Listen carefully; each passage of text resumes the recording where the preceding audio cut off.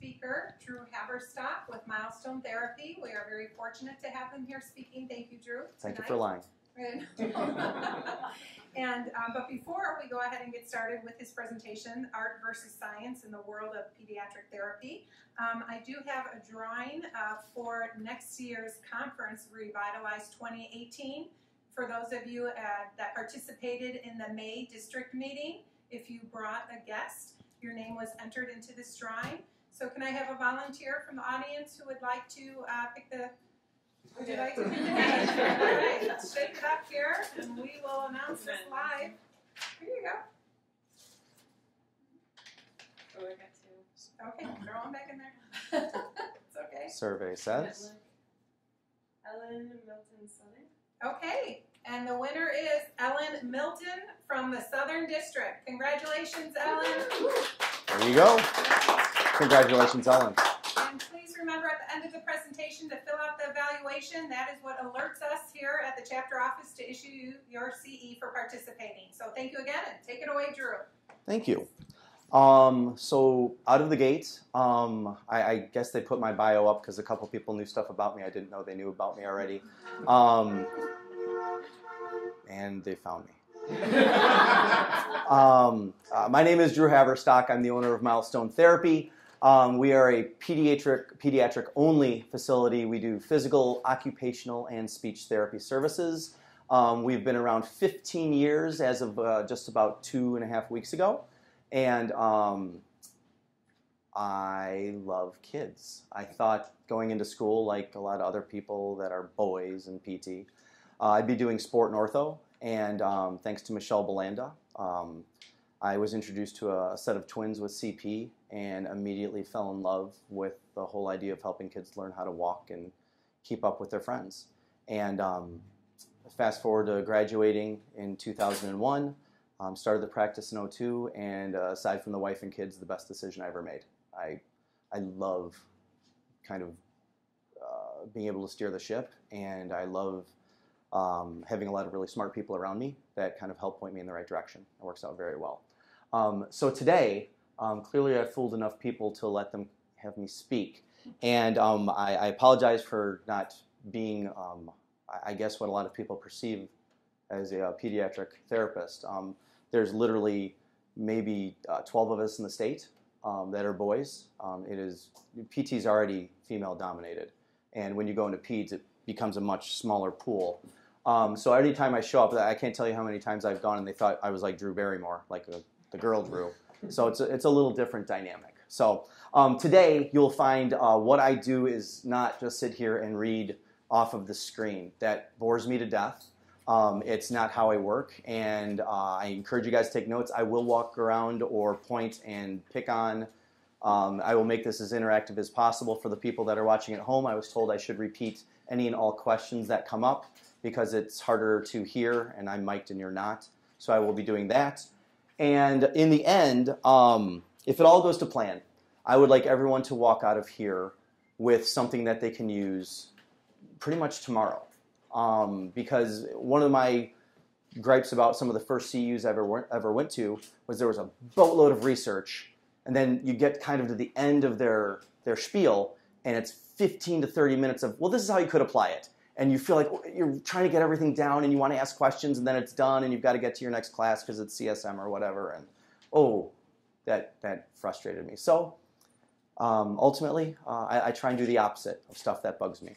And that's one of the things I always try and do. So hopefully everyone here, music therapists included, will have something they can work with come tomorrow morning. So with that, let's talk about our objectives. First off, since we're talking about art versus science, I have to define them both in the world of peds, and we'll do just that. Then we're going to outline simple ways that you're going to be able to build trust and care teams specifically. We'll go into that in depth using both art and science. We'll then do a little bit of reminding and give you a couple different ways that everyday tech is going to help you with your families and reinforce the efforts that we're making with these guys every day. After that, we're going to detail some strategies that will help you cope with some rather uncomfortable questions that might come up in our world and help get people back to what's most important. And then finally, like I said, walk out. I need stuff that you guys all can kind of have in your back pocket and take out and use tomorrow. And I'm going to be here for, gosh, I guess talking for an hour and a half, 2 hours. It's 2 hours of CEUs. If you have 2 things you can use, I think that's a pretty fair deal. So with that, let's keep going. First off, let's define, like I said, science and PT. So flowers. You get to tell me what you think is science in the world of PT. Physics. Physics. Why do you say that? Because you need to, there's so many different things in science, but I really believe in physics, that physics is important. Okay. You need to understand lever arms, lever systems. Physics because of lever arms and systems. Right. How your muscles Bracing, work. how your muscles work, etc., etc. Very good. Okay, front row, Shayna. I think it's kind of like the anatomy, the physiology, the base that you use to make some of your decisions. Okay, Shayna indicated that she thinks it's the base and the core that we get in our schools with the musculoskeletal system. Let's go one more. PTA student. Let's just go with pretty much everything that's kinesiology 101 and 102. All right, Kines 101 and 102 is the science. So when you get there, guys, I think ultimately it winds up, for us, it's relatively easy to define, right? It's the evidence in the end, too. All the work that the researchers do that gets published. I went to UIC, which is a Research One facility. I was fortunate enough to study under Suzanne Campbell, who wrote the Bible on pediatrics.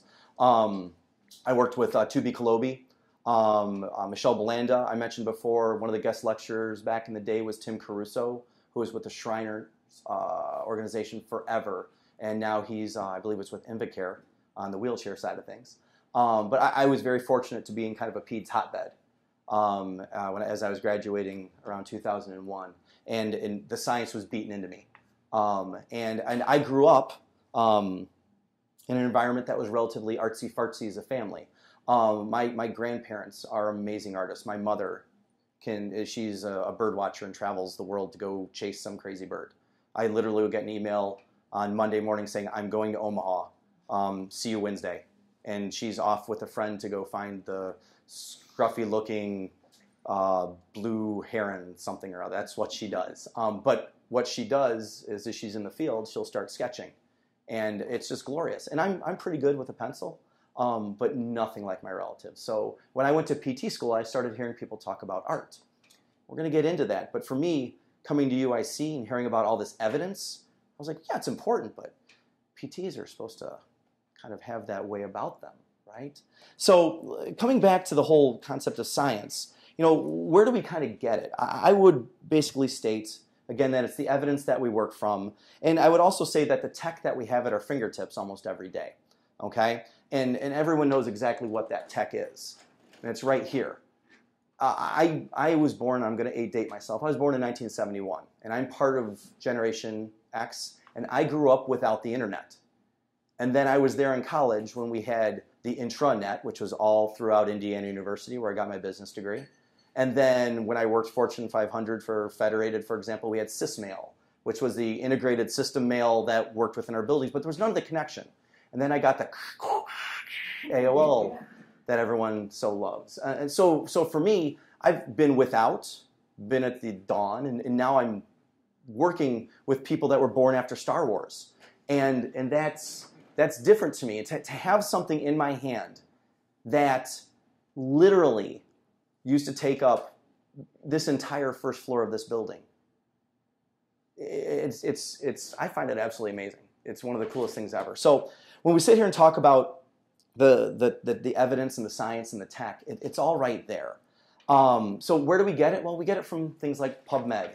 We get it from CEU courses where we learn how to apply our physics. We get it from the IPTA mags and classes like this. We join the national organization, our SIGs, and our specific sections and things like that. Or I guess I should say academies, since it's now Academy of Pediatrics. They gave me like the last shirt at CSM that said section on pediatrics because literally they didn't have any more that said that on it. So I'm going to keep that. But the best thing about the science, the best thing about the evidence is that truthfully, it finds us today. Because if you are in the least bit tech savvy, you're getting constant notifications through your email. You're getting things that'll show up via text. you're getting, or you've joined private Facebook groups. You've got specific mentors that you go to that'll start feeding you the information. Long and short of it, the science comes to you now, and it's pretty amazing. If we keep going though, ultimately you talk about art. You know, a lot of people would say, "Oh well, gosh, art's the easy part, right? Art's how you do stuff." I don't know about that. So when it comes to, I'm having a little issue here. Thinking that it's easy, I'd argue, come on, baby. Otherwise, who is NDT certified in here? Anybody? Yeah, we got one? Well, I did it many, many years ago before they, now they have a whole different system. They do. But I did the 3-week adult pending course back. And you learned a ton of very good manual techniques, didn't you? That's awesome. Fantastic. And those of you who had a good CI are now working in it, I know everybody intrinsically knows. I can read a kid. You can take a look at their lips if you're doing EI, and if you're pushing them hard, that might be turning a little bit blue. The tears, the quiver lips, the things like that you use to kind of get as feedback. The darting eyes is one of the ones that I always, where's mom, where's dad? This is a 200 some odd pound bald guy putting my body in a way that I'm not really familiar with. Those are, I think, all important. The different types of crying is another thing that you're always going to hear. Because there's a difference between the, I don't really want to work with Jess today. I don't really want to work with Drew today. I'm not having it. Or the, oh my God, my world's coming to an end cry. That's a very different cry, and that's usually when you see moms and dads come in and sweep in and save their child from you if you keep going. And over time, you pick that up. So these are different things that people kind of look at as art. Is anyone here a certified manual therapist? Yes, no, maybe so. Nobody today. Oftentimes, you'll hear about the therapists that have magic hands. And everybody will kind of nod, and someone will either be self-anointed as a magic hands person, or they will wind up being someone who has taken a handful of courses, and their peers say, since they have so many pelts on the wall, clearly, they must have magic hands. But I would argue that the magic hands people, the kid whisperers, whatever it may be, don't really exist. And yeah, you can facilitate new movements. You can discourage inappropriate motor plans, and you can encourage that good stuff. You can read for those signs of distress. Those kids can't look at you and say, "Mother, I'm rather upset with how he's treating me today." He's actually letting you know through those darting eyes, through those different cries, those peeps, those squeaks, what he kind of is willing to tolerate and what he's willing trying to do. Okay, but only through essentially rigorous and rote repetition, thousands of times over, do you truly get change. And that's what it comes down to. Think about the results that you see on every piece of evidence that shows up that involves constraint-induced therapy. Okay, that's undeniable. Every time a kid's put in a bivalve cast and is forced to use that affected hemicide, they are at the end of the road. That 3-month run, whatever they're doing, is substantially better. Now, when you do the 6-month follow-up, how much did they keep? Was it an exercise in futility? That's still to be seen. And that does vary case to case. But ultimately, what I always like to come back with is that my argument is this, that art has nothing to do with hands-on skills, but everything to do with your messaging, with your ability to chameleon that message. Yes, I made chameleon a verb. But to change that message between the different people that you're working with and have them to buy into what you're selling so they'll execute that care plan when you're not there. Okay? That is how I'm defining art. To convince someone to become part of the care team. We all have gone to school. We all have the same base level of knowledge. The guys coming out with DPTs, I adore that they've got a better base than I did when I left with my bachelor's from UIC in 01. But in the end, that art is taking that, delivering that style and getting people to believe in you. And we're going to go over a whole bunch of that. And not to get political, but make no mistake, Hillary is right when it comes to pediatrics because it does take a village. Okay? Therapy teams have to become the norm for what we do. All right? What happens when you have no team? You treat someone 30 minutes a week, 60 minutes a week if you're in the school, if you're really lucky. Not always one-on-one, sometimes in group. And with that, we all know that's not enough. You're not going to make true impact and change without putting a little bit more behind it. You're going to see more plateaus, and you're going to hold at those plateaus for a longer period of time. Beyond that, the kids are going to become frustrated. They're kind of tired and almost sometimes bored as they get older in the schools with what you're doing day in and day out. There's frustration for the parents because they might be bringing their child to your clinic and they're not maybe seeing the changes that they want. Or the child's been on an IEP now for how many years and he still can't do this? What are you doing with my child in school? So I also think there's frustration for the therapist in the end. And I always kind of refer back to that wonderful Bill Murray film, Groundhog Day. Or, for those of you who are a little bit older, the old Dunkin' Donuts commercials where the guy gets up and he's like, time to make the donuts, and the clone of himself's walking back in. He's like, I made the donuts. That is the worst thing that can happen to you in pediatrics. You're doing the same thing again and again and again and not progressing that plan of care. So you need some help. We established earlier that children learn through mass practice, right? So if it's early intervention or a trust home patient or private home care, you have other people to call on, right? You've got, if you're working with mom, you've got dad sometimes. Sometimes it's the boyfriend. You've got siblings, older and younger. Don't want to be held to the sideline. They want to be part of what's going on. You've got grandparents. You've got daycare workers, okay? Some people do have nurses that come in depending on their diagnosis, and you'll see them in the home from time to time or at the schools, as it may be. When you're in the schools, though, you have your one-on-ones, you have your aides, and you have the people that I think most people forget, gym teachers and teachers of specials. I haven't found a gym teacher or an art teacher that won't go bend over crazy to help any of the kids that I work with in any of my districts. They beg to get that kid in a stander so he can be, for a while, above. I know I saw little heads go, are you seriously? I'm dead serious. If you explain how that kid's going to be able to participate better, all of a sudden he might be able to do something on his own rather than the one-on-one aide doing something hand over hand because he's engaged. It's a pleasant surprise. And gym teachers all want kids to participate. Sometimes they just don't know how. And you don't have to have a full-on adaptive PE class to get that kid in. You just need to figure out how to couch your statement and take some time with that gym teacher to show them how to modify volleyball into maybe something with a beach ball or a balloon. And take that kid out and let that kid select 3 of his favorite friends to come over and play with him. Because everyone, I guarantee you, by the end of that class, wants to be in the group playing with the balloon or the beach ball. Because that's how it works.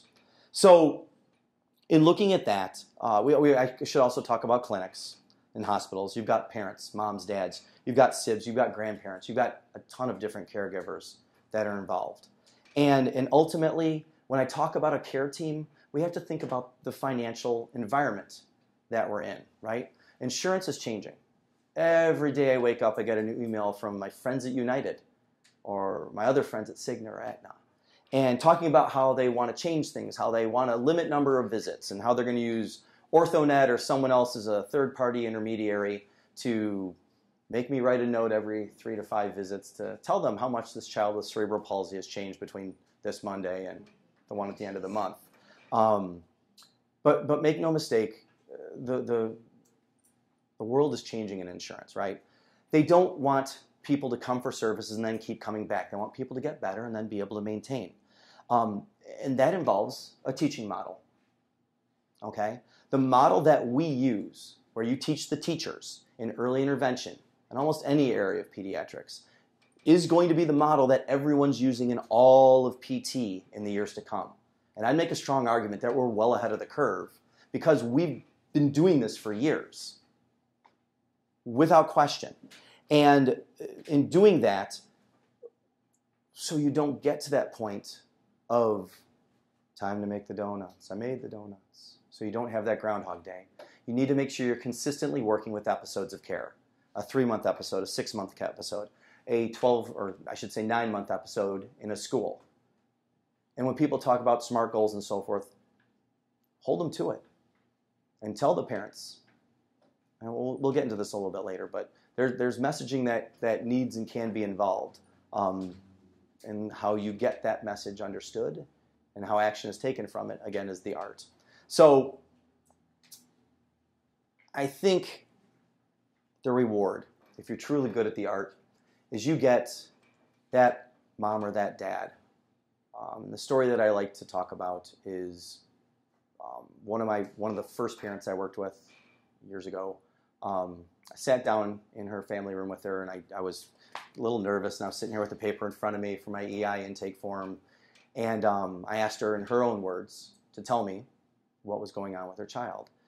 And she kept talking about all the physicians who told her about, what her child can't do. He's had a brain bleed here, probably not going to be able to do this. We're going to have to see an ortho because this is going to be affected.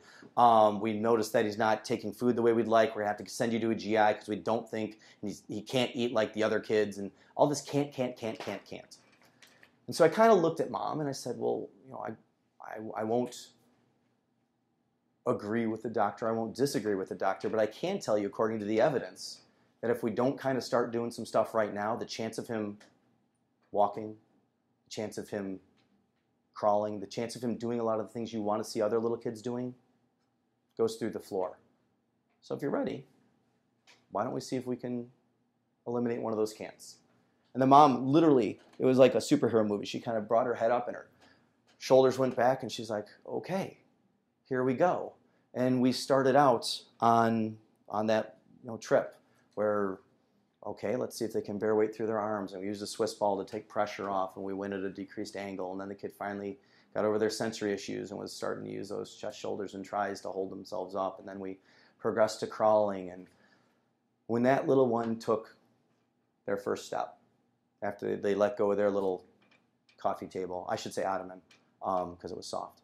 I would let go of that thing for the first time and took that first step. Mom got the quiver lip up and the glassy eyes, and I was like, this is the greatest job ever, because I knew no matter what happened for the rest of that day, my dog could be hit by a car, something awful could happen. But I had made such a big difference for that little boy, and in turn, that family. And that mom, every time I told her, look, when I'm gone, I need you to do this, this, and this, and we'll get into it more. At the start, she's like, well, okay. And then I came in with my magic hands. And if they're truly hammering at it, because you come in and you'll see a little bit more head and neck control. You'll see maybe them going from 4-point to 3-point to reach out to get something, even if it's mom to get away from you.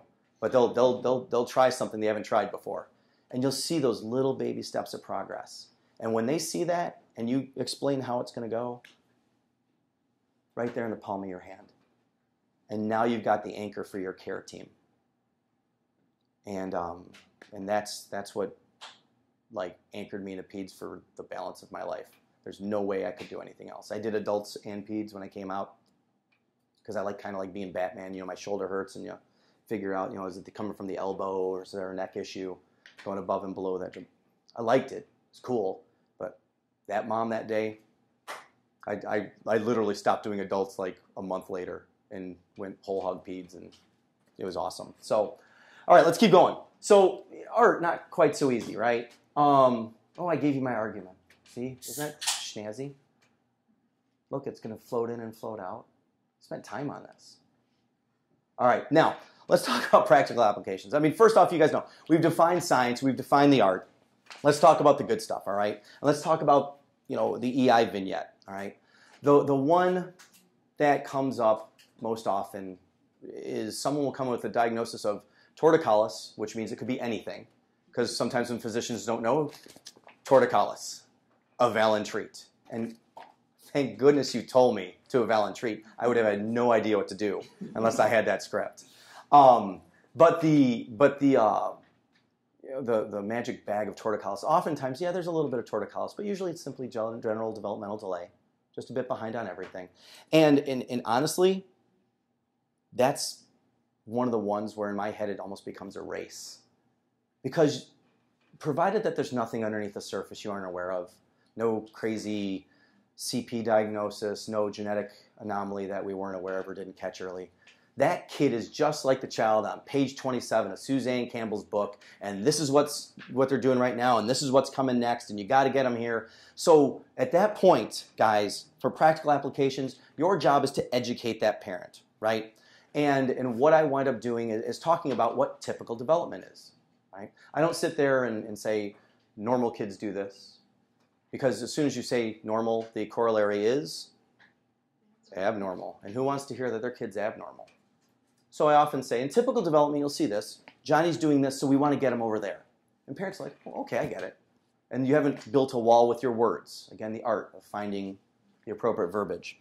And from there, I kind of like, I enjoy the storytelling aspect. Because when people hear stories, that's how they remember. If you just simply put bullet points on a screen, no one's going to remember that. But if you tell a story about the baby on the plains, Mom, and I know your child's not walking yet, but when you're a baby on the plains, before modern society, that baby started on Mom's breast and at times was laid down. And that baby wanted to see what was going around, so it turned its head and took it all in, and eventually it rolled over. And then it was on its stomach, and it wanted to breathe, so I had to pick its head up. And then there was another world. So then it had to want to see more, and it pushed itself up. And then there was something over there it wanted to get to. So it got up on its knees and started crawling. And then that baby decided that, wow, I can crawl all over the place, but look at that log, there's something on top. And it learned to pull to stand. And after it pulled to stand, there was something on the other end of the log, maybe a bug, and it walked down cruise style to get that bug on the end of the log. And then there was something on the other end, maybe Mom came over and it went back the other way. And then the kid wanted to get a hug, so eventually the kid learns to let go and take a step to get to Mom.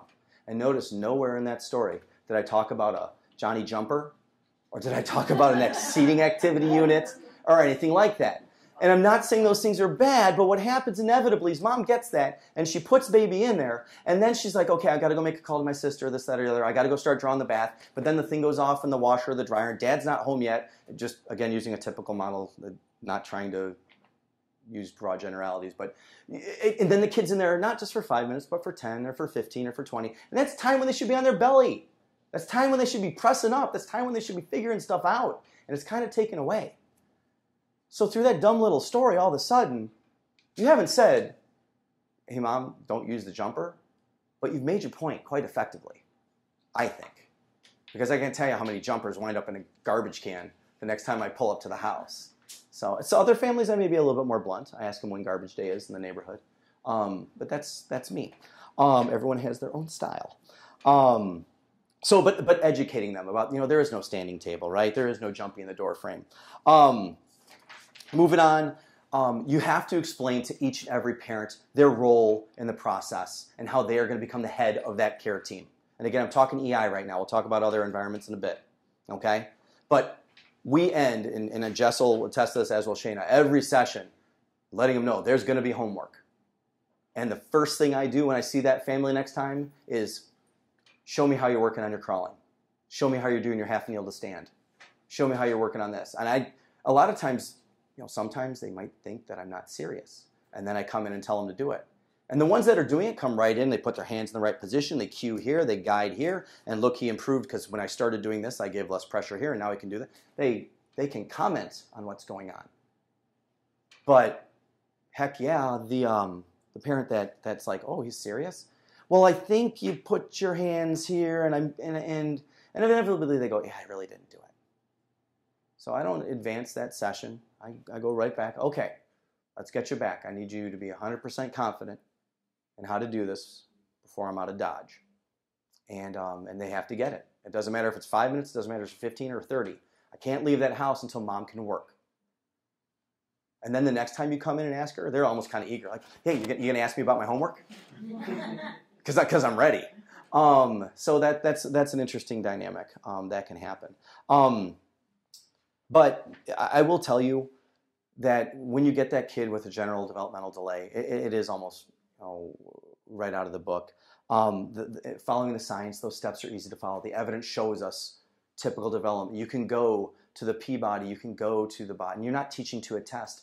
But when you went through school, the first time you saw the Peabody, you're like, oh, that follows pretty logical direction. It's not perfect. We all know that it's got some crazy jump points when you go from from tall kneeling for the balance into standing on one foot. Yeah, there's a little gap there. You might want to call that the black box of nothingness. And, Black hole. exactly. Everyone knows that it's there. But still, when you're still figuring things out, to have that, and believe you me, I don't use the help ever. I won't let my therapist use the help. But the first time I saw the help and I saw their little rainbow guidelines, I'm colorblind, but I could read. And I'm like, yep, okay. And then I learned later from Michelle Belanda again that the help isn't a real test. They stole their favorite stuff from here and their favorite stuff from there, and they threw it all in one common test and then said, this is the Hawaii Early Learning Profile. And go get them, Tiger. But it wasn't normed. It wasn't actually tested on kids, anything like that. It's not accepted as a standardized test in a ton of different environments because they never went through that process. So that one doesn't follow the science. So if you're using it, stop. Now, let's keep going. So the message itself, getting back to it, that there will be homework, is the same. How would you apply the art there? So, Adam, where do you think the art would come in this message? Typically, you listen to them and they give you what they want to see their kid doing. Mm-hmm. Give them those tools to help them let their kid do it and help them help their kid. And then they want to learn what you want them to do.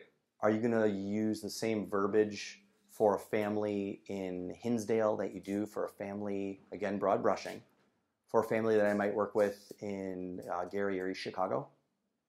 No. No, not at all.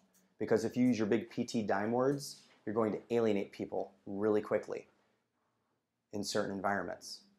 And they will look at you as a snob, and the wall will go up, and you have no longer been an effective therapist because they're not going to listen to you and you're not going to have that care team. That snooty Drew showed up again and started using words like hemophagocytic histolymphocytosis. Yeah, I had a family that couldn't say their kid's diagnosis, and until I said it out loud, it was like the first time that they'd ever heard it. And it took them a while to chew on that. In the same sense, some families want you to use that. They want you to say supramalleolar orthotic. And y'all know it's an SMO. The Sure Step's my favorite because it has Spider-Man on it or whatever you want. And some people love to have the person that's coming to their home and helping with their child be the most educated, most wonderful person, and they adore hearing those things. So you have to really think about that message, whether it's homework or anything else that you're teaching them. And how are you going to couch that phrase to get them here in your palm, doing what you want, which ultimately, theoretically, should be what's best for that kid. Okay? So that's where the art comes into play again. Is the statement, that message is the same, but how you phrase it, how you use it, that's where the artistry really comes from. Okay? Also, how you motivate.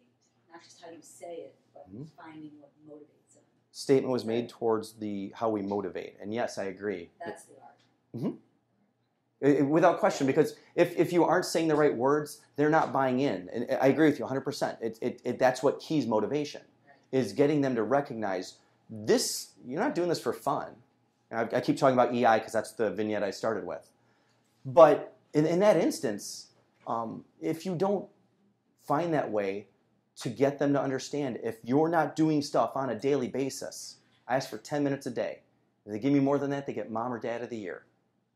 I ask for 10 minutes every day. What would they have to do come heck or high water if I die and they're not going to get a therapist for 3 to 5 weeks because we got to figure out, okay, Drew's dead, who's going to fill in for him? What should they be doing? What should they be working on? This kid needs a stronger core. This kid's glutes and hips are ridiculously tight. We need to get a stretching protocol together. What is that one thing? And that's how you get them here. That's how you motivate. Okay? So, let's keep going. I think I've kind of hit on everything in this section. So let's keep going. Let's go to another vignette. Let's go to the school vignette. And I think one of my favorite school vignettes for whole idea of tech and science and how it applies to what we do today involves kids when they transition from EI into the schools. Okay?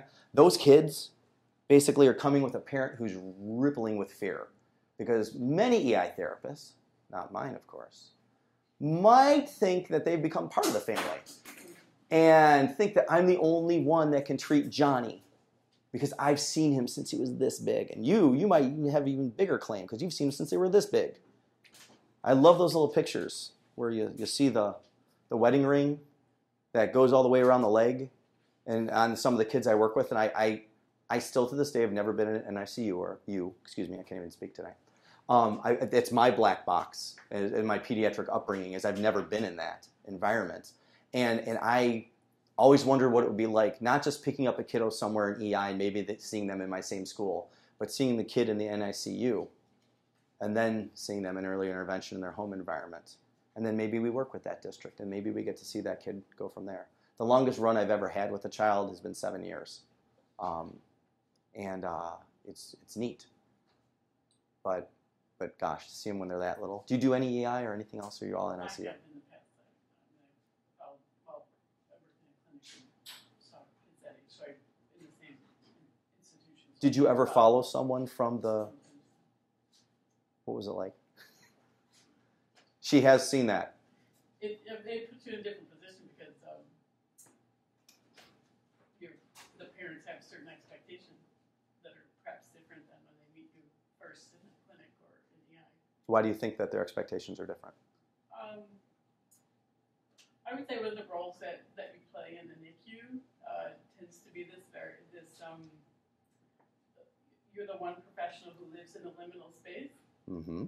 Right? You're the one person who knows what these children really look like once they leave the NICU,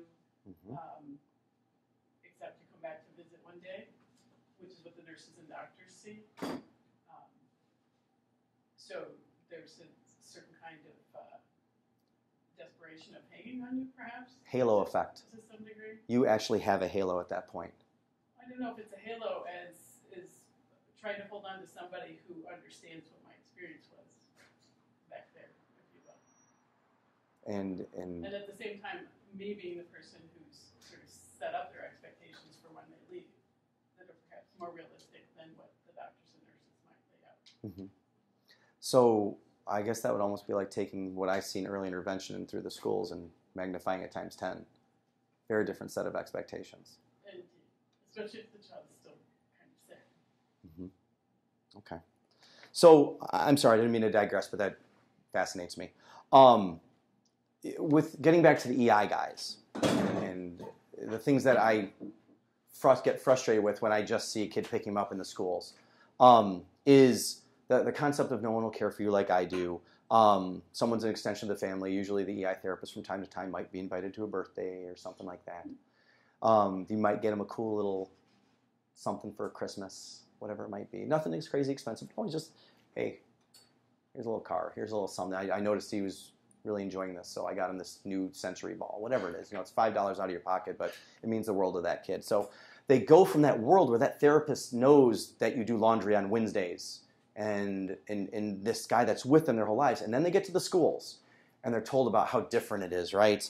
And the school's going to try and give me just as little as possible because the school is this harsh world and therapy isn't first there. They're not putting my child's needs, they're just trying to get them through. I've heard all those arguments. The other fear on a parent's side is that therapy's not going to be as good because they can't see it. I always know the therapists are good in EI because I'm sitting in that same room most of the time. I can ask questions, I'm there, but in the schools, goes away, child comes back. Is there change? I don't know. But parents who might be vested into exercise programs and so forth, home exercise planning, through that home care, EI as it may be, have very different attachments when you get to school. There's a high-tech solution to this that most people haven't thought of. And when you start dealing and working with these millennials, you find that the world goes through text and not phone calls. So the high-tech solution to most of these families, and I kid you not, is the crazy, unassuming phone call. And I say this literally tongue-in-cheek, but it means the world. And to be very clear, and something I didn't establish before, is I'm a double agent. I am a therapist who works in the system, and I have a son who is in the system and had a metric ton of speech and occupational therapy through around age 7. He's a praxic. Watching him go through the gyrations of wanting to keep up with a father who typically speaks really fast because this is my natural tone and the way I go through things, and having to learn how to change my meter, how to change the inflection in my voice to allow him to follow along was amazingly hard. So the first time, and I always preached calling. It's something I always try and take what I think is the best of all the different worlds, the clinic world, the school world, the EI world, my hospital world, and blend it into one. And I'd always encourage my therapist to call. But the therapist from the school my son was going to picked up the phone and called just to tell us, like, he had a really good day. We started working on this blend and it actually worked. Here's what I want. You know, she gave me a little bit of a lowdown on the home programming changes that were to come. And I was like, oh, that was so cool. I did not expect that. And even though I expected it of my therapist, I didn't expect it out of someone else. So being on the other side of that phone call, as someone who's lived it, I loved it. And it was easily something that's become DNA at my company because of things like that. The other thing that I always encourage is inviting people to come watch the session. If people are feeling like the kid goes away and then comes back and they go to an IEP meeting at some point or call for an IEP if they're really snippy and they're not sure about what's going on, well, hey, I'd love to have you come to one of my sessions. I'm usually on Wednesdays at about 1:15 after lunch. We run for about 40-45 minutes. And I start my session when we work in our walkers. We're going from the classroom down to our treatment area. So if you can be there, I think it'd be great because I can show you what we're working on, how to progress things, and what you can do at home. And again, what you can do at home. And at that point, you've put that out there. I know. Oh my goodness. Exactly. But as soon as you lay that out there, as soon as that is out there, someone can't say, I'm disappointed with the progress. You can say, you're not being an active participant in the progress because I've invited you via email, via phone call, at our most recent IEP meeting. You haven't followed through. I've sent notes home. I've sent home exercise plans in his backpack. You've done what you can. At that point, it is very easy to maybe not take any barbs. That was slick. I didn't drop that. Maybe not take those barbs to heart and know that you've done everything you can as a therapist at that point. And in between the lines or with a mallet, that parent has to know it by the end of that conversation as well. But getting back to it, inviting them, I talked about sending letters home when things are exceptionally good or bad. Those are important steps to always take. But it breaks down the mystery and that intimidation that comes with working in the schools and of that IEP process. It's like as soon as you change it from FS to E, people change. So the IFSP, they're involved in creating the goals they feel. They're involved more. At the IEP, they feel like they're oftentimes being railroaded. So help them find that similarity. So, okay, we've talked about how to build trust. Let's start talking about tech. And when I talk about that, ultimately, you're looking at a diagnosis. Let's go to the clinic now. I'm going to go to older kids. I didn't think of any NICU vignettes. I apologize. But in a clinic vignette, you'll often find a mother coming in saying, Johnny's a toe walker, watch. And then the kid comes in, and he doesn't really do it. Like he'll do it here and there, but he doesn't really do it. And it's kind of like when you take your car to the mechanic, and you're like, it makes this sound. And then he drives and comes back and goes, I didn't hear it. And you're like, let me go with you. And you get in the car and you drive with him and it doesn't make that sound. You're like, but it does. I'm not crazy. I'm not crazy. There's ways to prove you're not crazy with the science and with the tech. And the first one, guys, your camera. When Johnny is feeling it and Johnny's geeked up and Johnny's on those toes, whether he's outside or whether he's with his cousins or whatever it may be, get that camera out and take a picture. And all of a sudden that doctor that might not really believe mom, she might think she's exaggerating a bit. All of a sudden, Johnny's last 15 of 18 steps have been all the way up on his toes, and only on one of those last 20 steps did his heels touch the ground. You've got video proof, which is quite awesome. Another thing that you can do is you have notes apps, okay? You can start just, again, pop the note app open and start telling parents to document when those exacerbations occur and why. So is it happening in around mealtime? Is it happening in large groups? Is it happening when he's on camera and he's never been on camera before? What are the sensory things that are causing him to pitch up on those toes?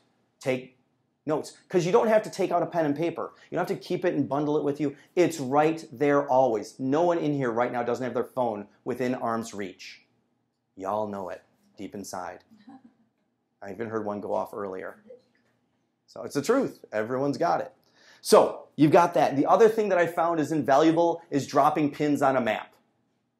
And I had one of my moms, just whenever you start seeing it, she started dropping pins on the map. And she learned that any time her kid was around any loud noise, that's when it occurred. And she's like, oh, well, this was when we were at the football game, and this was, when we were at the park that's by the firehouse, and that's when they had, two things going on. All of a sudden, she started putting two and two together, and it helped her work with her team of therapists to find the right thing. So 3 simple ways that tech and science can help get you where you need to be, okay? Another way it can happen, you've got the wonderful world of EI again. Let's come back to that. And a parent worried about whether or not they're doing that home exercise planning. It also works, obviously, in the schools, but I started this one in EI. Let's say mom comes, but the babysitter who's often there for the second half of the session, or dad who's usually there got called into work and couldn't be there. And so you've taught one of them how to do things, but maybe they're not sure how to do it. I'm telling you right now, Skype, FaceTime, Google Hangouts are marvelous. And you don't have to do a 30-minute reteaching. You simply have to say, Mom, I'm going to be in the car in front of my next house for 10 minutes. I'm available right here. Do you want to FaceTime and turn that camera around so I can see them? Yeah, that'd be great. Wonderful. She turns it around. Show me where your hands are. Show me what you're doing. And I had one of my moms, super bright lady, Harvard grad, doing hamstring stretches by pushing everything up rather than blocking the knee to try and get that leg straight. So it looked like she was trying to turn her child into someone that was going to be in the Bolshoi ballet, which looked amazingly painful for that child as well. So when I literally took 2 seconds to say, okay, bottom hand, flip it from the back of the knee to the front of the knee, and pull gently towards you. And she's like, oh, that's it. Now I remember. And I literally less than a minute on FaceTime and we were done. But hot darn, does nobody use it? In the schools, I've used it a handful of times to let parents view from afar, because now they can kind of see what's going on. And you have a choice on how you want to do it. You can say, hey, you know what? I try and do FaceTime with my kids once a month. I can't always do it, but if you're interested, I'll set this up for you. And everyone has a stand for their iPad. You flip it up, you flip it around, and it's right there waiting for you. We have to go through a lot of releases in order to be able to do that. You guys don't have them sign that out of the gate? No, and there has to be other staff members present, and it's a lot of hoops you have to go through. It's much easier. I just have parents come in. Yeah. Because it's easier than doing it on the district. Okay. This is a district decision. Mm-hmm. Okay. But I can have them come in, like I always have them come in to teach. And they can come in and they can video using their phone. I've done that. Is where they come in and do. But you can't have it on But your you own can. private, and there aren't district, Oh, you're saying you can't use your own private phone? Well, you can't videotape, you can't. Well, you're not videotaping. At that point, you're simply Can't communicating. No, because they've done if they've done meetings, they have to have an administrator and the teacher. If they're videoing the classroom, so they can see what's happening in the classroom. There's a whole process that has to.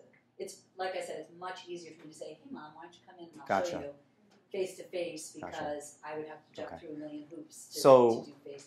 For those of you at home, their district does not allow anyone to utilize any form of electronic media without having a second member of that school district present. For FaceTime specifically. I don't think they figured out that if the parent comes in, because the rationale that I got, same district, is that if something were to happen, it's your word against the parent. The parent can say, well, such and such happened, and it's kind of wow. You. But they haven't figured out that if a parent comes in there, the same thing could happen. The exact same thing could happen. Yeah, they haven't figured it out.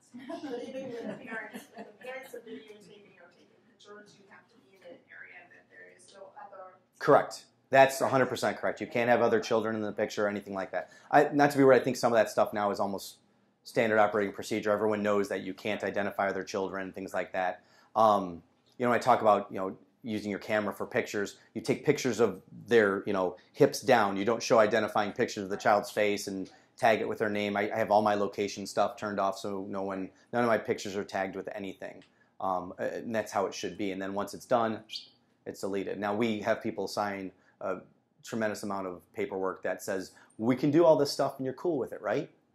and then they sign it, and then we're covered. But ultimately, yeah, you bring up a good point. And in your instance, yeah, it sounds like bringing them in would be easier. But honestly, open the floodgates, see what they say. And if you even just get 3 to 5 families to jump in, that's 3 to 5 kids who might be out of their IEP sooner than later, or move down to quarterly consult rather than weekly treats. That's what you want to do. So, gosh, what the heck? Oh, getting back to it, I guess you have immediate one-to-one feedback when you do utilize those things.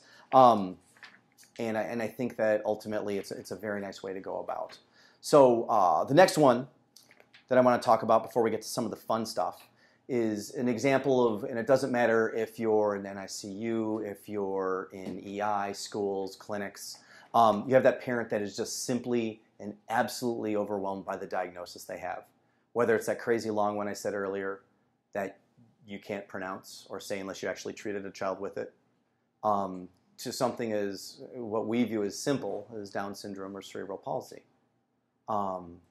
The parents can be anywhere in that DABDA process. You know, the denial, anger, bargaining, depression, and acceptance. You don't know where they are when you get them. So getting back to the art, you have to couch those statements correctly depending where they are in that process. Because if you don't, you could lose them. Walls can go up and that kid isn't getting service. But when they are overwhelmed by a diagnosis, when they cannot function, no matter what you say in that house, it sounds like the Charlie Brown teacher. That's all they're hearing because they're still thinking, my child has cerebral palsy. I'm going to never be able to do whatever I had planned when the child was still in utero. We were going to get on the train and go down to American Girl store, whatever it may be, with this parent envision. For whatever reason, this diagnosis prevents them from doing it. Now, we all know that it doesn't necessarily, but in their head still, they're not there yet. They don't understand that they can still do a ton. So they're the only one on the island, too. Because if you aren't in our field, if you're not doing pediatrics, you don't know that many people who have kids who have Down syndrome or cerebral palsy, clubfoot, spina bifida. It's relatively few and far between. But when you see that day in and day out, we've got a 15-year-old, a 13-year-old, and a 5-year-old. And the reason for that big old gap, if my wife is watching, is because her husband had issues because all he saw day in and day out were kiddos with special needs. And we already have a 50% divorce rate in the United States. If you have a child with special needs, it jumps up another 50%, which basically means you have a 75% of getting a divorce if you have a child that's in the system. Think about that. We already had my little guy go through stuff, and my wife, everything on the table, is a speech therapist. But at the time, she just did adults. And I'm a pediatric therapist, but I do work with, crawling and running and throwing and kicking. I don't do the speech stuff or the fine motor stuff or the sensory stuff. And my wife did adults and swallow studies and post-stroke stuff. So both of us were circling around Tommy's issues. So to get to that point where I was ready to have number 3 was a little difficult. You really are the only one on the island. So families handle things differently. Right? Sometimes you have, again, using broad brushes, since that's what I'm doing tonight, you've got a wife who oftentimes winds up at the house, and she's the one that's the primary caregiver. She may have had a full and fulfilling professional life prior, but since her child has special needs, she's decided to step back and try and be there to help as much as possible. And in the same sense, you've got a dad who may have thrown himself further into work because he's going to have to pay for all these crazy orthotics and the surgeries and the out-of-pocket expense. We got to come up with $6,000 how fast? Not everybody has $6,000 just sitting in their back pocket. So that happens, and dad starts feeling isolated and lonely because he doesn't get to see that kid that he cares about as much because when he comes home, that kid's already in bed. And mom's lonely because she feels like, again, dad's always gone, and the grandparents are nervous because, I can't hold him. I'm not sure. I might hurt him. That simple phrase right there is so hurtful. And that loneliness can leave you in a corner, or, since we're talking tech, can kind of force you to sit down on a computer. And there's where you can kind of find ways to do it. So there's a ton of social media outlets. There's a ton of Facebook groups, moms groups, diagnosis-specific groups that are there to help, that meet for coffee every Wednesday in the park over in Wicker in Northwest Indiana. There's the mom and tot support groups and things that clinics like myself might run. There's diagnosis-specific agencies. At our facility in Northwest Indiana, for example, the Down Syndrome Association of Northwest Indiana and Chicagoland rents out our lower level, and they've turned it into a nice little community center. And they are constantly running things that they call tutoring programs or things like that. And it's not just for kiddos with Down syndrome. It's for any family with any child that they feel could benefit is allowed to come on in and benefit from those services. It's truly great. But when you can help connect them with these Facebook groups, maybe you know another mom through the years you've been doing this that's already a member, and you can connect them. And you certainly can't force it. You can't say, hey, call Jenny, she's awesome. Because mom, again, wah, wah, wah, wah, wah. But at the end of the session, you can leave a card and say, you know what? I know it's probably hard, and I don't know where you're at in the whole process. I know anytime you find out that your child has a major diagnosis, it's difficult. But there's a Facebook group that this woman started a few years ago that I work with. It's a pretty fun group. I think you might like them. And you also might see that you aren't the only one on the island. And so they might start out lurking, kind of reading here and there. And then all of a sudden they might chime in here or there. And then they might show up for that Saturday morning coffee. And then they'll find out that, yeah, there's a lot of other kids. And they'll see kids just like theirs, except maybe 5 years older, 7 years older, 10 years older. And these moms that are like having a good old time now because they're at a different part in that DABDA process. And yeah, that mom is going to do the birthday party down at American Girl for her daughter. And maybe now your life's not so bad. So that's good. That's a good thing. Again, that's how to take advantage of that tech. Now, guys, there are perils of tech. I call it the Googles. The Googles are sometimes not your friends. I think the best example of someone on the interwebs that is not your friend is Jenny McCarthy, Chicago's own. I'm not going to dissect Jenny McCarthy or any of her arguments, blog posts, or things like that. But you've got Jenny and her ilk. You've got the self-appointed expert bloggers out there. Because remember, if you see it on the internet, it's true. And they often assume what worked for them will work for everyone. And many of those guys believe, errantly, that correlation implies causation. And that, I stopped feeding my child Cheerios and now he stopped, doing this and he doesn't have autism anymore or whatever it may be, right? You could also point to the fact that chewing gum sales went up that month and now your child doesn't have autism anymore, Jenny. It doesn't work that way. So beyond the celebrities, beyond the self-appointed bloggers, you've got the conspiracy theorists. I don't want to really go too deep into that, but you all know that they're out there. And we'll talk about the anti-vaxxers and stuff like that and the art of dealing with them in a little bit. But when it comes to the best part of tech, I had a video.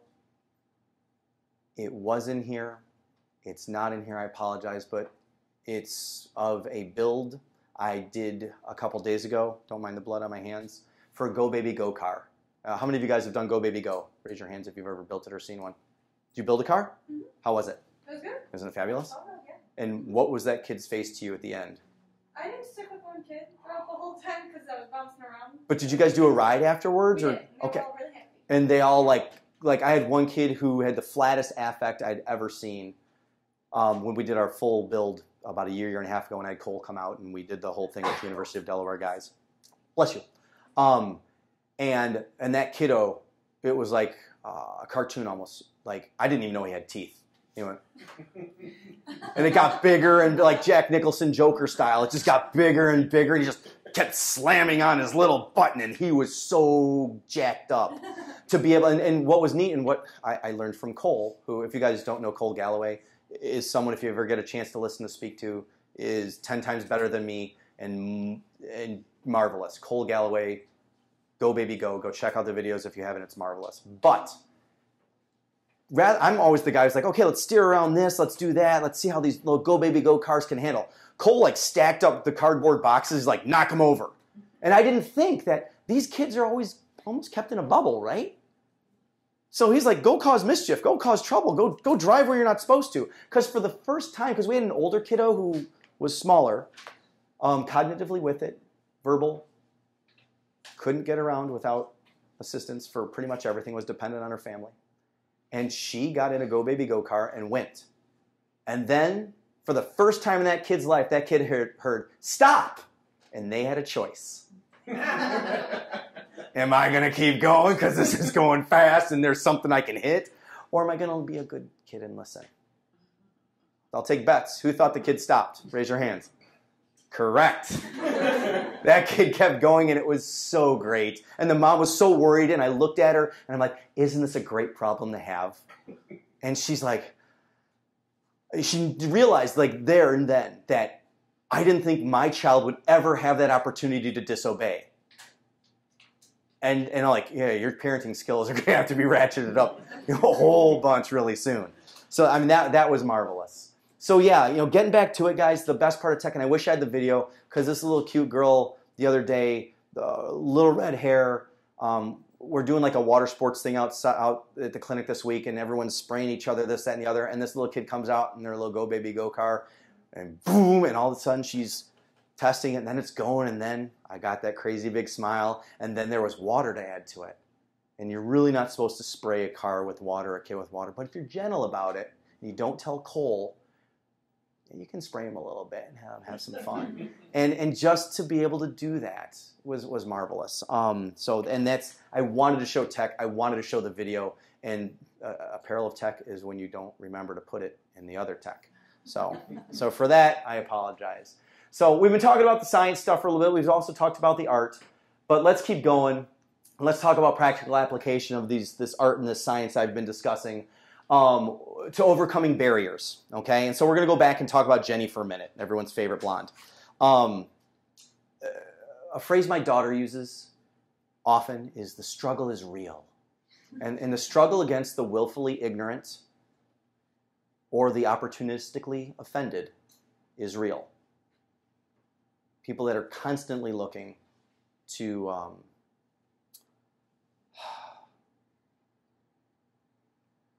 find a narrative that fits what's in their head. Okay? Remember this, guys. Family dynamics when you do pediatrics are rarely what you'd hope. Again, 75% of our parents aren't together anymore. So you've got a single parent home, which, again, statistically and looking at evidence is more difficult and it's oftentimes the father that's no longer present. It's hard on a family. I don't think anybody needs to argue that. Students in our classrooms have a higher ratio than ever before. Right now, Illinois is not winning that battle. So people are trying to reach out and cling to something that fits their narrative. And I think that's where, how do you handle these guys? In the first group, and I'm just going to use, again, broad brushes, the anti-vaxxer. We don't say no to Johnny crowd. We don't. I have a family. You guys have all had that family. It doesn't say no. We redirect. We do this. I read you can't say no. The food babe mentioned that there's toxins and chemicals in that, and I would never have my child eat that. I don't like the food babe. The other one that I run into a lot is, we're divorced and my ex-spouse is terrible. Don't you agree? And here's the thing, is whether it's food babe, whether it's Jenny, whether it's your anti-vaxxer, every one of us in here, deep inside, wants to kind of get into that debate, don't you? Because you've read about how the doctor that did it was like disbarred, and the group that put out the magazine basically changed their entire review process and slapped themselves on the wrist for how they had done things. And yeah, again, correlation doesn't imply causation. We're all super educated, and there are people in our field, not saying anybody in this room, but there are people in our field who like to let other people know it. They want people to know that they're a doctor of physical therapy. They want people to know that they've gone on further. And what does that do to every one of you? What do you start to do? Start to get a little itchy. I just have a bachelor's. Sorry, only 20 some odd years of experience, but I just have a bachelor's. So sorry, I can't live up to the standard you're creating. There's something inside each one of us that is a logical being, an educated being, and you want to debate. And I will tell you right now, with any of those folks I just described, whether it's Jenny, an anti-vaxxer, the food babe, that making an argument is not ever going to change their mind. You have to understand that out of the gate. Nothing you can say is going to change their mind from an educated debate standpoint. It's not going to happen. Because all those studies were funded by Big Pharma. Because there's always a reason. You're not going to win that argument. So I would also make a strong argument that basically if those people that enjoy all the multiple letters at the end of their name want others to feel lesser or ignorant, it does nothing but put a wall up again. And I don't think making someone feel lesser is in line with our profession. I don't think it's the right thing to do. So what's the price if you do throw up these walls? If you engage in that argument and both of you get superheated and your faces are red and you get the vein in your head, and since I'm bald, you can see more veins. Yeah, you know what happens? Well, the parent won't follow that home exercise plan, I'll guarantee that.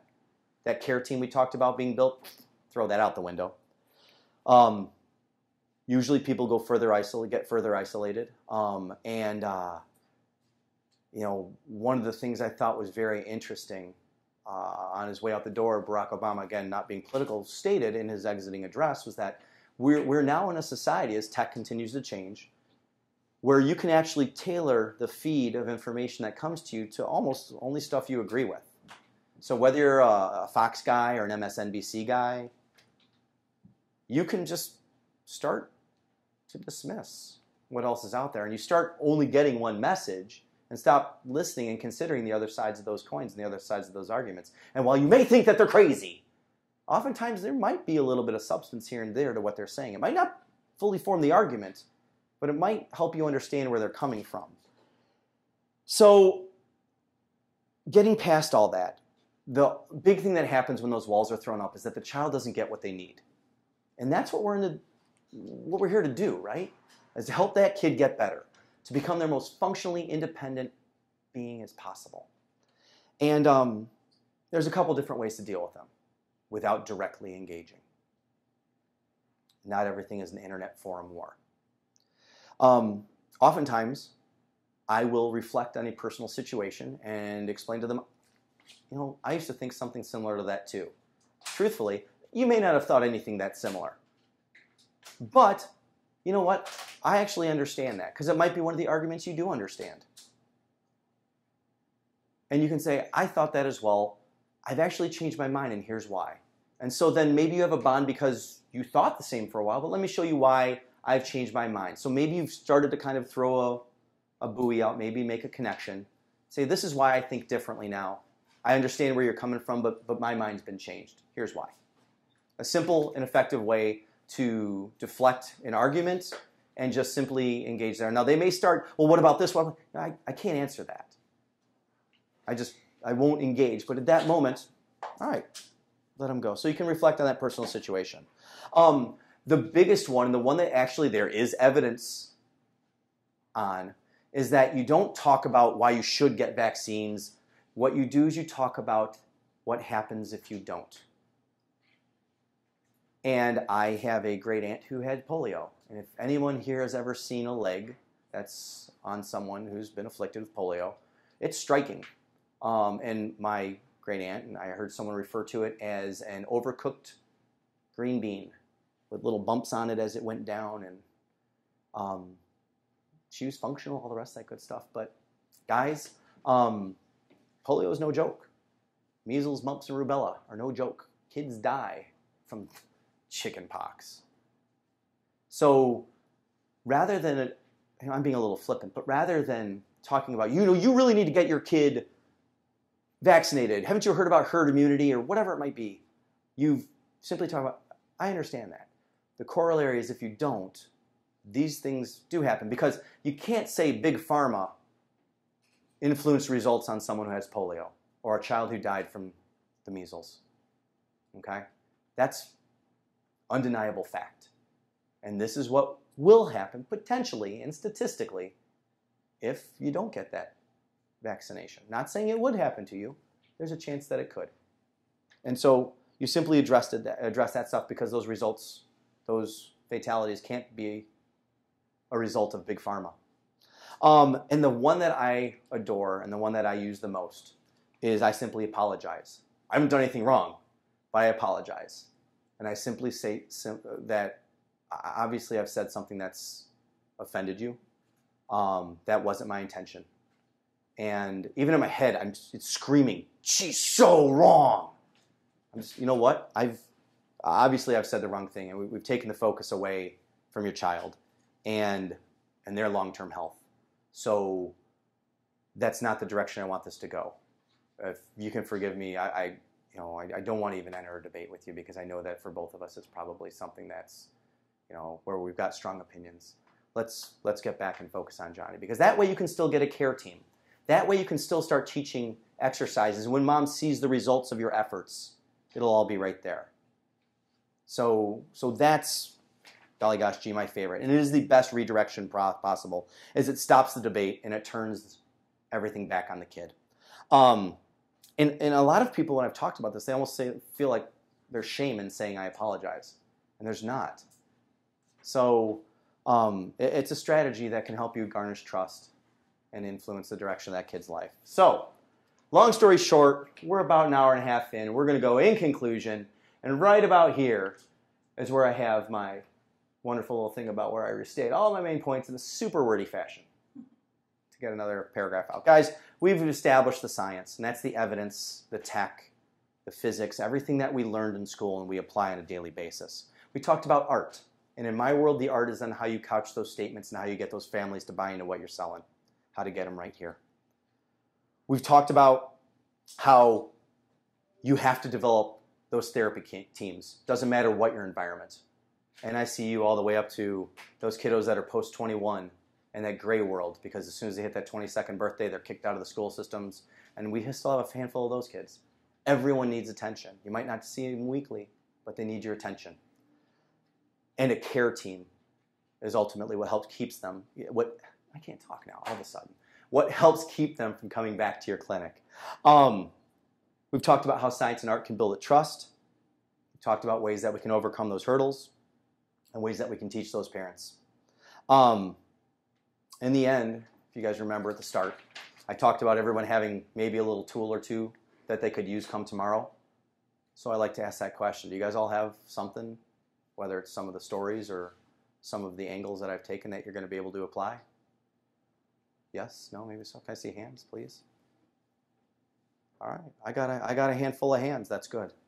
So with that, guys, I'm open to any Q&A you'd like, and I will repeat all the questions that come up for the guys that are watching at home. So, any questions from this group? Or do any come in virtually? I don't know. None yet. Okay. Yeah. I do have a question. In the schools, because I've worked adults, kids. Oh, nice. Remember when I said it was slick earlier? That was really slick. You learn the truth. You're just eager for this question. I'm just eager to stand up because I never sit. Can everybody hear me? Is anything bouncing up and down on the sound? Am I good? No, you're... Are we okay? Okay, good. Sorry. Thank you, guys. Sorry about that. So you were saying? Okay, question. So in the schools, I find it interesting and different than like the clinic and EI and hospital and adults and all of that, where oftentimes the families come in, like it's like fix my kid, kind of thing, and it's like hands-off approach, and even though they're an integral part of the team, the families, many times they're just like, okay, this is your job. I don't have time for that because I have to take the other ones to soccer and this one to there and there. It's like it's almost like getting their buy-in that there is a problem sometimes is a challenge. Like these things are not, because they don't see the priority. Like, okay, send them to school so they can read and write, so forget about the rest of it. Mm-hmm. Do you know what I mean? I Do you ever do. run into that, or I how do. I run into that to all environments, not just the schools or the clinics or wherever it may be. The question was, do we run into situations where parents bring their child in and say, fix me? And yeah, we do. And I don't go into a full come to Jesus meeting with them. That's what someone once said to me. I thought was pretty apropos.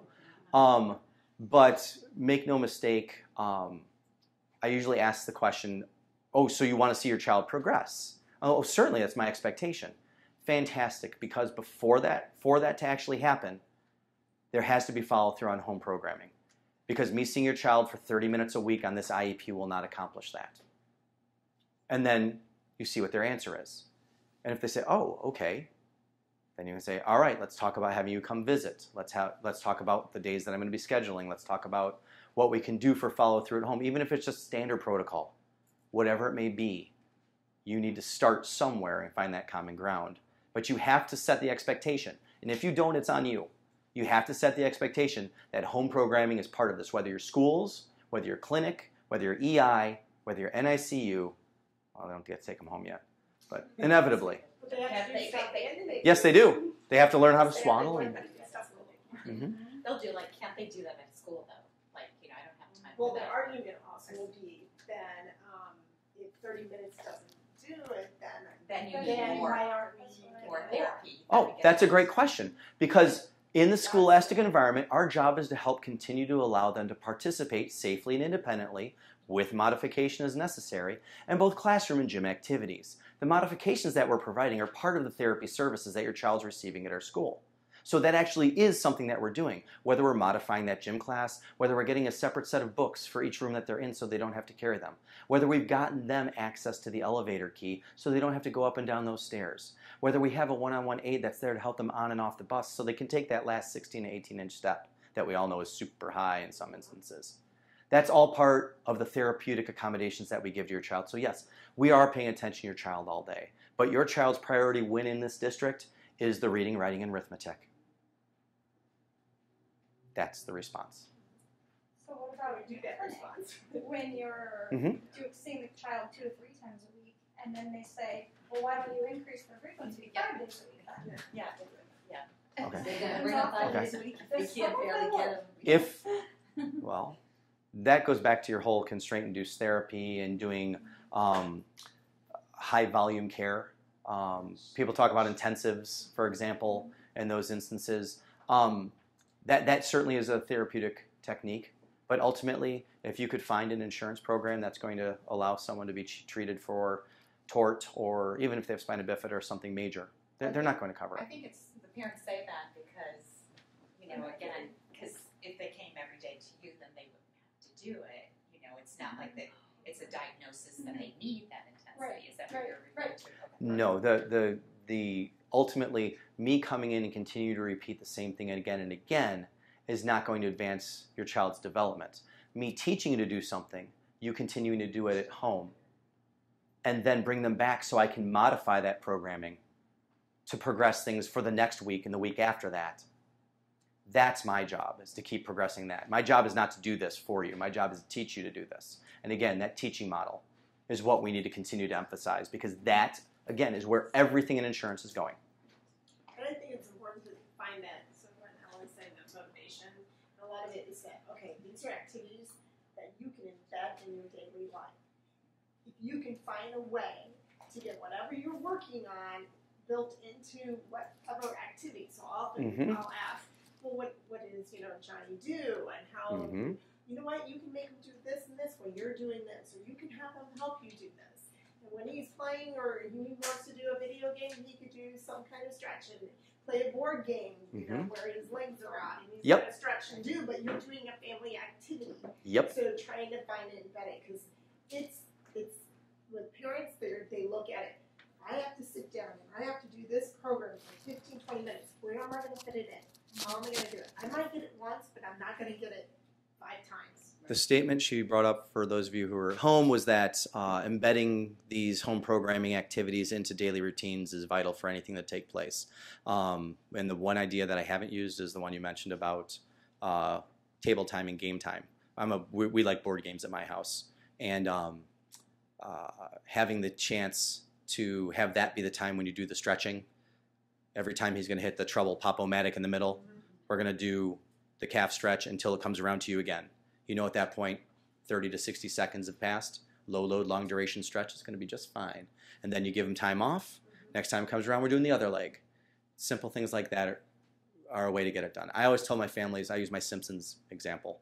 The Simpsons are on all the time.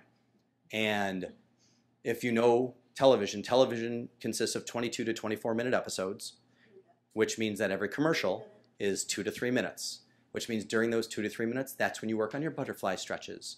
That's when you work on your single leg balance, or you work on that single leg strength as you're going calf kneel to stand. That's when you go over in the corner and you work on stairs for a little bit. And by the end of those 3 minutes, he's pretty worked up. But, oh, look, Art's back on, causing mischief. Let's go sit on the couch and be calm. And then when the next commercial comes on, you go to the next exercise.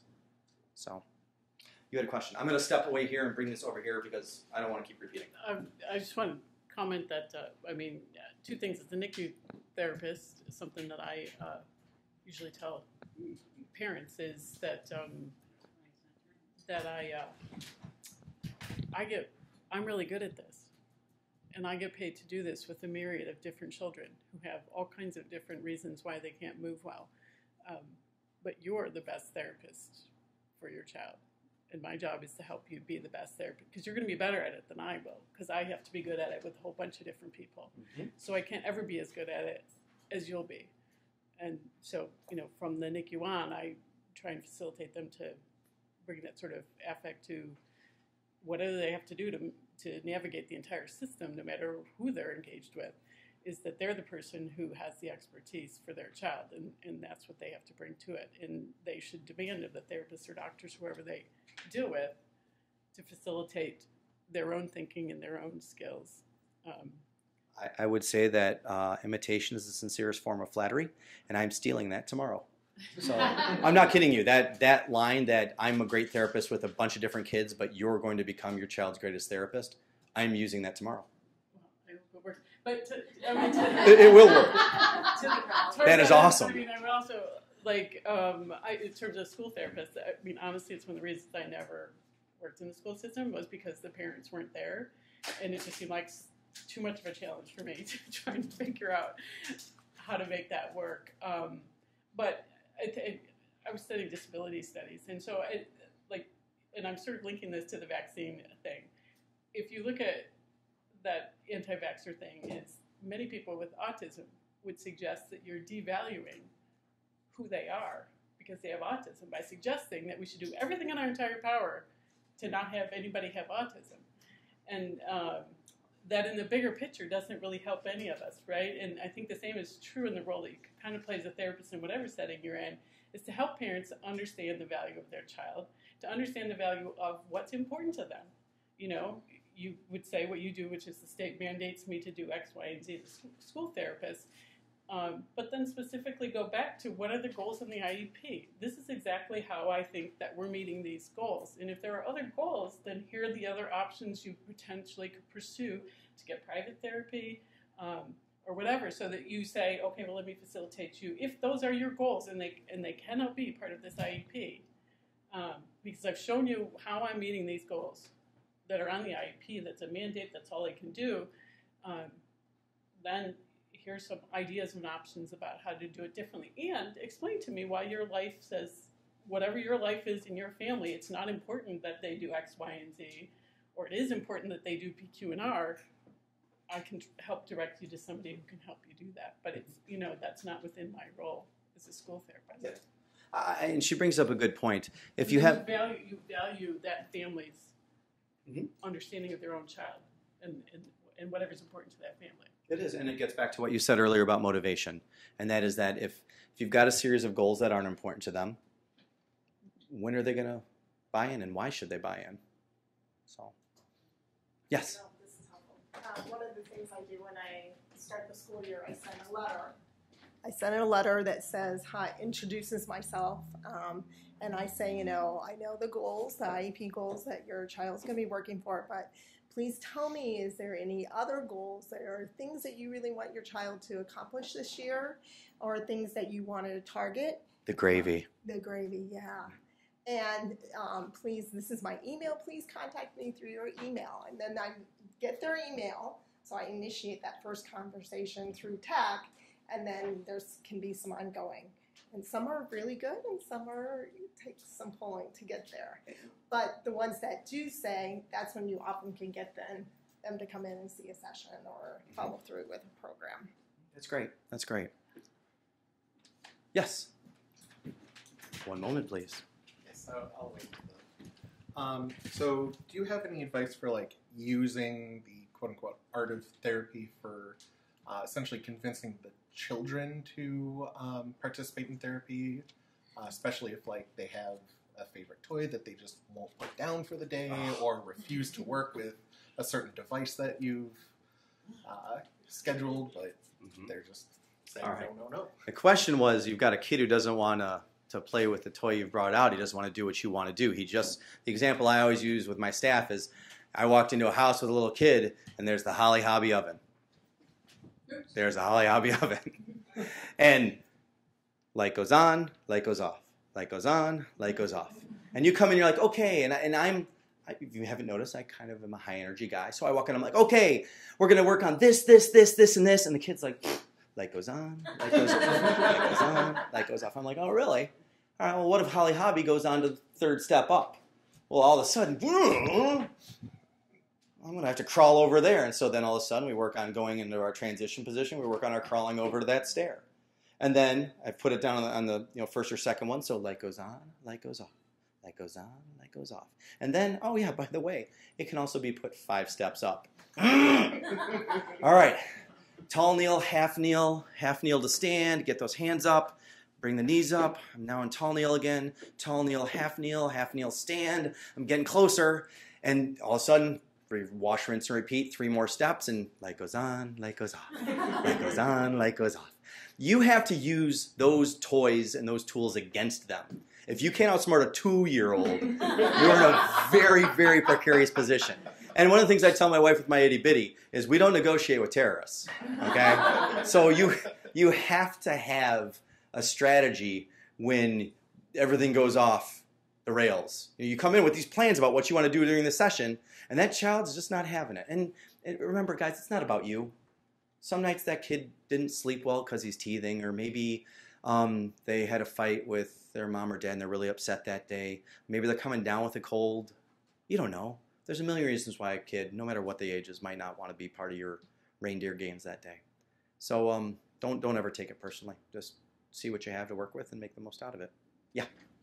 I was going to say that something that I did myself, and I do this with students now when I teach, is I put them in groups and they're given a number of toys. Each group was given a number of toys, and each person has to pretend they're a different age. And the toys aren't necessarily age appropriate, but they have to pretend they're the age that they would have certain manipulative skills and cognitive skills. And so, I did this myself in order to help myself do exactly what you're saying, is like how to use the same toy as if you were this age or if you were this age. So you had the, so you took something that a 1-year-old would bang together, but it's shaped like a fish. So, a 3-year-old decides they're going to cook dinner with it, and a 5-year-old decides it's an airplane and starts flying it around, even though it's not, but it's like a silly toy. So I think that's really helpful if you play with toys yourself a little bit and see what kinds of different imaginary things you can do. Pretty impressive for somebody who works with preemies, huh? Mm-hmm. Not bad for an NICU therapist. All right, we got any other questions? Anything show up? Oh, Adam, go ahead. Yeah, I'm wondering about specific communication tools that are for families in denial. Because I totally have that family that's like, no, my kid's walking. They're 13. They're not walking. How do you bridge that gap? So if you're asking about how to deal with denial,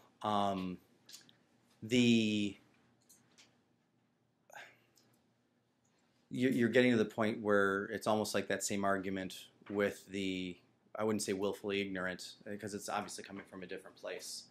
But ultimately, you have to find a way to help them understand where and what you've done to this point. Bring in the evidence. That's another thing I do. I'm a big fan of publishing or printing off the summaries from PubMed. If those of you who have gotten out of school and have gotten out of the habit of playing around in PubMed, don't. That's where the evidence, again, just finds you. And you read that summary, and if it's interesting, you go and read the whole thing. And I will be the first person to tell you that I do not remember the difference between all these different qualitative and quantitative measures. I know, though, when I get down to the end, I can usually take most of it and I can call a mentor if I'm not sure how to interpret some of it. Or if I'm feeling confident, I can then explain it to a parent, highlight the portions that are important, and say, hey, this study just came out. It's something we were talking about the other week. And I think it's pertinent to Johnny's development. And you don't have to say, this is going to confirm he's going to walk, this is going to confirm he's not, but it'll help show them, and there might be pieces in there that say, if a child's not sitting independently by age 2, the chance of them walking independently is statistically much lower.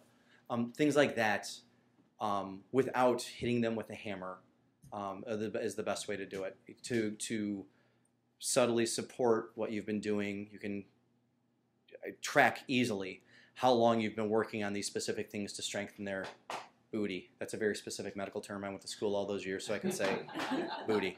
Whatever it may be, you have to find ways to bring it to their attention without crushing them in the process.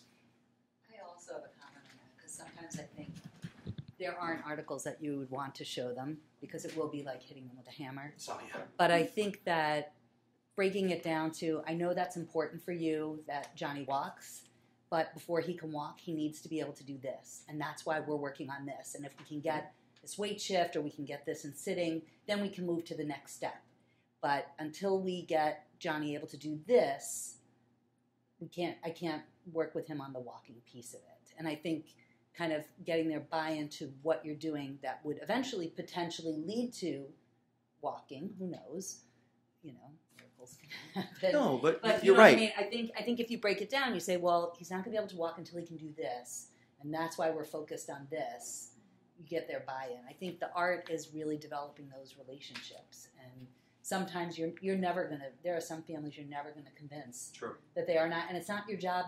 I don't think it's our job to do that, because if that's their hope and they have certain hopes and dreams, that's not our place to burst that bubble. But it is our place to help their child be as functional as possible and to work with them to get them to reach their full potential, no matter what their full potential is. So sometimes you have to, I think it's hard as a therapist, because you know that that's not realistic, but sometimes the thing that we have to do is say that's okay. That's where they are, they'll get there eventually. The one thing that someone mentioned earlier, a phrase that was used, was fix my child. And when I hear that phrase, it sets the hairs up. There's like 3 of them left on the back of my neck. And the word fix presumes that your child is broken. And they're not. I just wanted my Tommy to be the best Tommy he possibly could be. And, quirks and hiccups and all, he's my Tommy. And I am going to always try and help him every way I can to be awesome. And there's nothing wrong with Tommy. Tommy right now, most of you guys saw Tommy, you wouldn't think twice about it. As his father, I still see all sorts of things that we've noted when he was this little, still creeping in here or there from time to time. And that's because you're the parent. You see him all the time, because I'm his best therapist. And but you have to break as soon as you hear the word fix, because you're not debating anti-vax stuff. I need to change the terminology you're using, because it sounds like you feel like your child's broken. And let's be clear, they're not. It's my job to help them become as awesome as possible. So let's start today. Well, I look at that as even hard, sometimes even more difficult than the denial thing, because that parent is in such a place that, my heart breaks for them, that, that tells me that, we have a lot of that relational piece to go through before we can even get them on board. If you think I'm going to fix, your child, I'll have many, because this area is really popular for soccer. Kids are in competitive soccer at 4, so if I have a 7 or 8-year-old, is going into soccer for the first time, and a kid that has developmental delay or whatever, parents are like, I want him to play soccer with everyone else. And sometimes it's just like, okay, let's step back and look at what soccer looks like in Naperville. And even, you know, it's seriously, I mean, you know, you have to be real. And I said, you know, we know what the challenges are, and I think giving them other options, because they see everybody's in soccer, and they sign their kid up for soccer, and they said, you know, he's miserable, he's crying, he doesn't want to go, and I'm like, yeah, I wouldn't either, you know, like, you know, but what are things he's good at, and just kind of directing them there, and, you know, saying like, okay, like swimming's really great, or, you know, bowling, or even, you know, golf, you know, some of those, martial arts are wonderful. you know, even that, and that's big here too. So if they can pair up with a friend and even go to that, so, you know, I think sometimes just giving them different options that they don't see. They just see that they're not like, you know, Jimmy next door. You know, my kid's not, you know, and they're not going to be. And, They're not going to be like Jimmy. But their kid can, you know, blast off math facts, you know, tremendously compared to Jimmy next door. You know, so pointing out all those strengths, and it just, you know, I don't know. I just think we have a lot to do. You know, sometimes I feel like a psychologist more than a therapist, you know, physical therapist, because of all of that. But you know, so. Very cool. You had your hand up. I wanted to pass Yeah, I back was to just you. going to say along the lines of fix, how difficult it is when parents ask, you know, I want my child to walk normal, or I want it to look normal. So I have a hard time answering that question sometimes, because they might not look normal when they're walking, but they're walking. So getting the parents to kind of accept that as far as their mobility is a struggle. You know? It is, and that's another thing that speaks to the mindset of the parent. It's similar to fixing. I mentioned the word normal before. The corollary is abnormal, and that's a hard one to overcome. And again, you can't hit them with a brick, but you have to find ways to couch. You know, think about where they were, all the things they said he wouldn't be able to do. Look what he's doing now. May not look exactly the same, but hot damn, he's moving on his own, safely. And then you're not walking around putting him in bubble wrap. He's killing it. Time for steak and lobster and a celebration, not for, you can't do this, you can't do that. Celebrate the win. So, all right. Anything else? Thank you very much, guys. I appreciate it.